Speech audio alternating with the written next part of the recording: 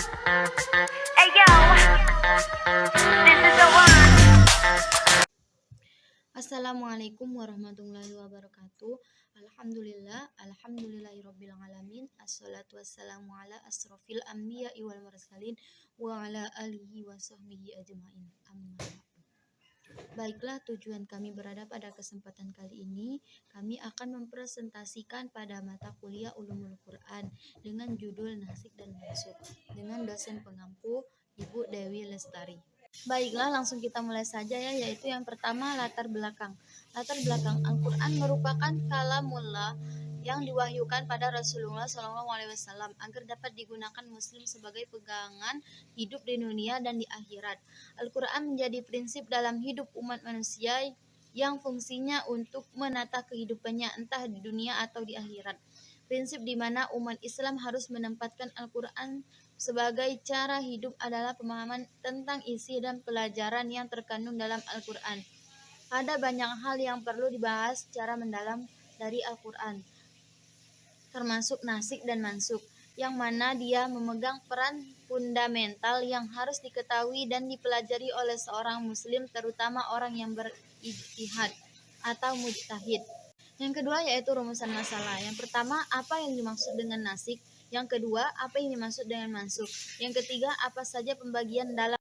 Dan yang ketiga yaitu tujuan masalah. Yang pertama, untuk mengetahui apa yang dimaksud dengan nasik. Yang kedua, untuk mengetahui apa yang dimaksud dengan mansukh. Yang ketiga, untuk mengetahui pembagian yang terdapat di dalam nasik dan mansukh. Pengertian naskah menurut Kamus Bahasa Arab, pertama Al-Aliin Al-Khalil Ahmad Al-Farawi menjelaskan kata naskah menulis di sebuah buku perihal pertentangan. Naskah adalah menghapuskan sesuatu dengan yang lain.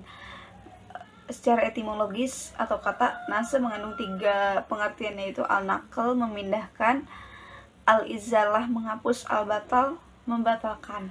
An-naql mengandung makna bahwa ia tidak mengubah apa yang dinaskahkan, mengandung makna melainkan melipat gandakan. Al-izalah berarti menghapuskan sesuatu yang menempati, mengganti dan mengambil alih posisi. Al-ibtal bermakna menghapus sesuatu atau menggantikannya. Pengertian mansukh. Mansukh adalah syariat yang mencakup tentang perintah, larangan, khobar atau berita yang mengandung sebuah hukum secara jelas atau tidak.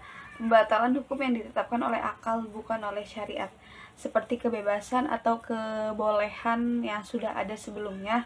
Datangnya hukum syariat atau hukum tersebut ditetapkan melalui kebiasaan atau adat jahiliyah, kemudian menetapkan hukum-hukum yang baru, maka tidak bisa dinamakan naskah. Seperti kewajiban melakukan sholat ibadah yang belum pernah ada pada masa jahiliyah, atau pengharaman beberapa hal yang telah berlaku pada masa jahiliyah sebelum datang Islam, seperti meminum arak, kebiasaan mengadopsi anak menikah bekas istri yang dicerai, maka itu yang tidak disebut dinamakan nas. Di sini saya akan menjelaskan tentang pembagian naks dan maksud Al-Quran.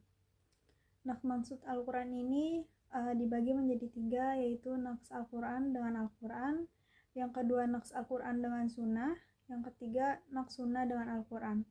Saya akan menjelaskan yang pertama, yaitu naks Al-Quran dengan Al-Quran.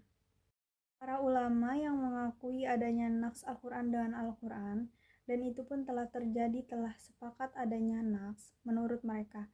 Salah satu contohnya ayat iddah 1 tahun dinaks dengan iddah 4 bulan 10 hari. Yang kedua ada naks Al-Quran dengan sunnah. Naks Al-Quran dengan sunnah ini, naks yang macam ini terbagi menjadi dua. Yang pertama, naks Al-Quran dengan hadis ahad. Jumhur ulama pendapat hadis ahad tidak bisa menaskan Al-Quran.